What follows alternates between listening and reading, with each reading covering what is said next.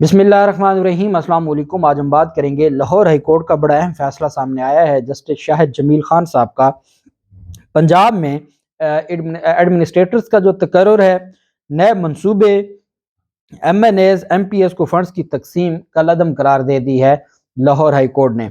Lahore high court का ये जो बेंच है जस्टिस शाहिद जमील साहब का, उन्होंने ये फैसला दिया है। लाहौर हाई कोर्ट ने पंजाब में लोकल गवर्नमेंट एडमिनिस्ट्रेटर का तकर्रुर, उनकी जानिब से शुरू किए गए तमाम तरक्याती मंसूबे और अरकान कौमी और सूबाई असम्बलियों के लिए फ़ंड्स की तकसीम को कलअदम करार दे दिया है।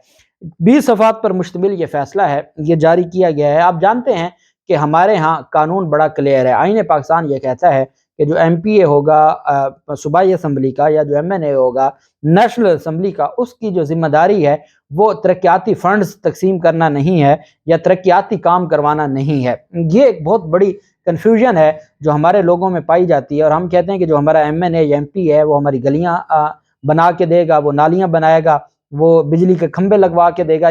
हम ये सोचते हैं। इनकी जो असल, इनको कहा जाता है ये लेजिस्लेचर है, ये लॉ मेकिंग बॉडी है, इन्होंने हमारे लिए कानून बनाने होते हैं। इतनी हमारी बदकिस्मती कि 75 सालों में हमारे लिए, आम आदमी के लिए कोई कानून साजी नहीं की गई। हमारे ऊपर आज भी वो पुराने कवानीन मुसल्लत हैं।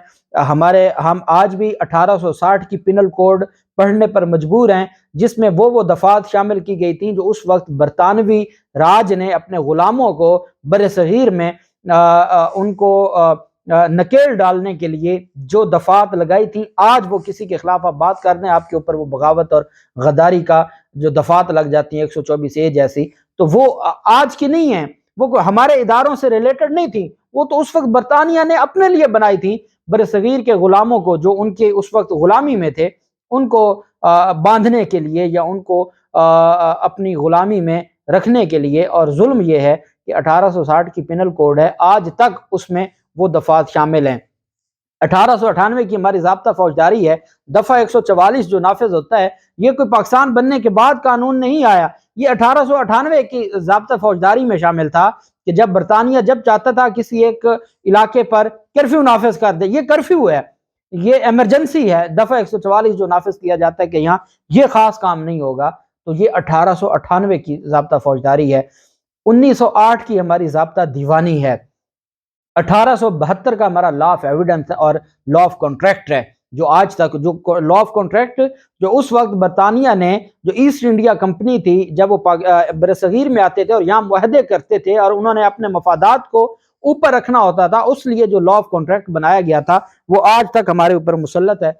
और अब मजाल है, अब जाता कौन है? नत्थू पत्तू जाते हैं हमारे कौमी असम्बली में, सेनेट में, जो कोई कत्ल के मुकदमे में है, कोई मंशियात के मुकदमे में है, कोई दहशतगर्दी के मुकदमे में है, कोई क्रिमिनल है, कोई चोरी है, कोई कब्जा माफिया है, कोई करप्शन के केस है। करप्शन तो सब पे ही है ना, तो कोई हमारी 80% जो असम्बलियां हैं वो तो क्रिमिनल्स के साथ भरी हुई हैं।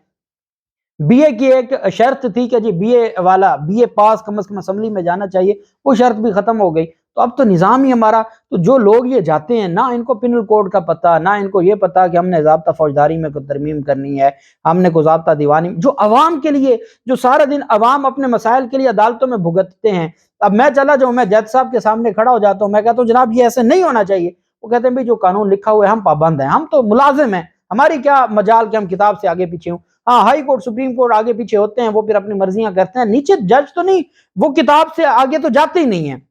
या फिर दूसरा मामला है जो दूसरे तरीके से आप उनको आगे पीछे करना है, बाकी तो मेरिट के ऊपर तो यही चीज है। तो ये एक बदकिस्मती है कि जो इनका काम है वो नहीं करते, और जो इरेलीवेंट काम है वो इनको दिया जाता है। और ये हमारा, ये अब पंजाब हुकूमत, ये तो 1.5 माह बनी है, ये बेसिकली जब हमजा शहबाज ने 3-4 महीने गुजारे, इन्होंने फिर नवाजा, और उसके बाद ये मामला चले, और फिर अब जो परवेज इलाही गुजरात पूरा डिवीजन जो है वहाँ पे नवाज रहे हैं अपने MPS के थ्रू, तो वो सारे का सारा ये इस वजह से दरखास्त दायर की गई थी।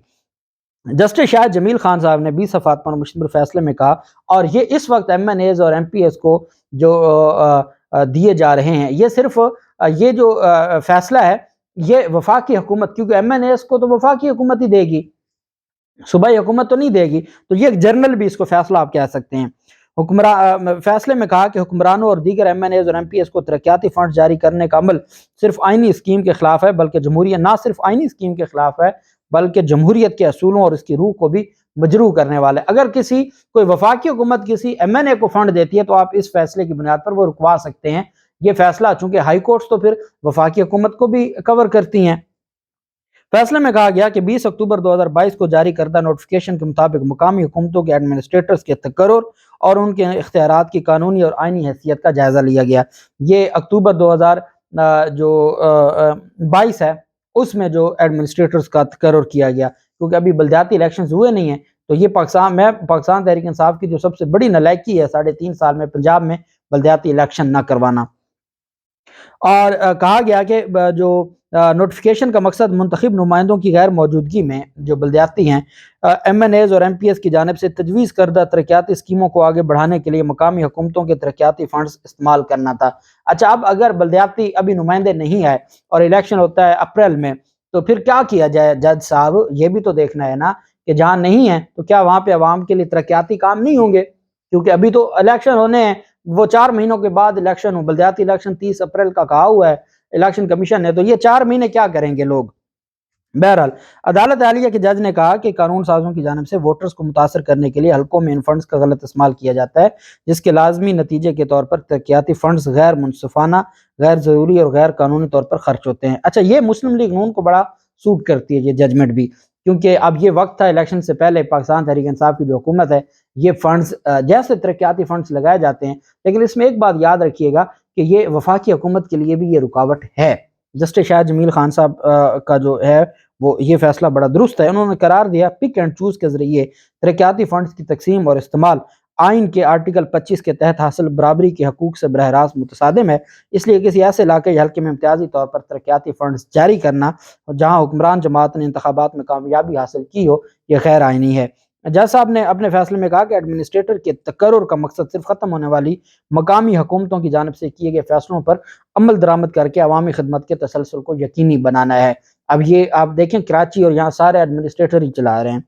जस्टिस शाहिद खान साहब ने कहा कि तरक्याती फंड्स अगर पहले ही मुतय्यन करदा हों, बजट के जरिए मंजूर किए गए हों और कानून के मुताबिक जारी किए जाएँ, तो एडमिनिस्ट्रेटर खिदमात और काम के तसलसल को बरकरार रखने के लिए उन्हें खर्च कर सकता है। उन्होंने मजीद कहा कि कानून के मुताबिक मुकर्रर किया गया है कि एडमिनिस्ट्रेटर माली साल के लिए मंजूर किए गए बजट से सिर्फ 8% माना खर्च कर सकता है।